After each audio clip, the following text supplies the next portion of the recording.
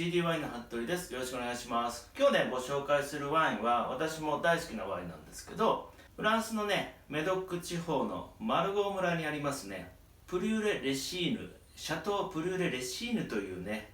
ワイナリーです。ここにありますけど、今日もしてるのね、ここ2009年ってありますけど、2009年ではなくて、ヴィンテージがね、2013年となっています。一応ね、メドックの格付けですね、1855円の格付けとしては4級になっています。何度も言うようにね、格付けっていうのはあまり意味がないですけども、一応4級のワインというふうになっています。で、プリューレ・レシーヌっていうんですけども、プリューレっていうのは小さい修道院のことになります。で、レシーヌはね、もともとオーナーがね、レシーヌだったということで、プリューレ・レシーヌっていう名前になってるんですけど、今のオーナーは99年ぐらいからね、なってるんですが、前お話ししましたように、メドックのいわゆる大きいシャトーとかね、でかいワイナリーに関しては、基本的に所有者が変わるので、味がね、コロコロ変わっていくんですけども、プリューレ・レシーヌに関しましては、意外とね、昔から評判が良くって、特に90年代後半からね、良いワインとなってきています。品種ですね、フランス語でセパージュになりますね。セパージュは大体6割ぐらいがカベルネ・ソービニオンで 30% ぐらいですかね、メルロ、それからティベルドーとカベルネ・フランというね、いわゆるボルドーブレンドになります。マルゴー村なんですけれども、メルローの比率が高いって言われてるんですが、こちらは3割ぐらいですし、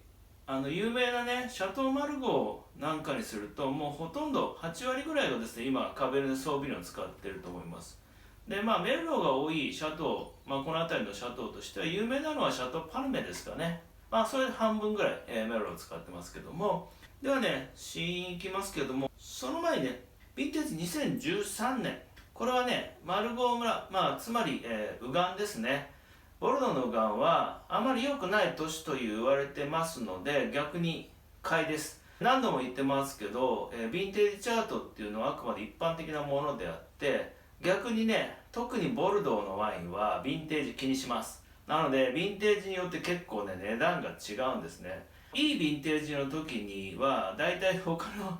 ワイナリーも全部いい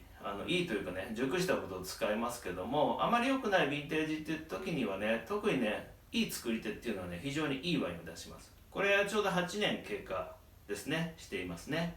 で、色はね、まだね、若い色をしています。香りからいきます。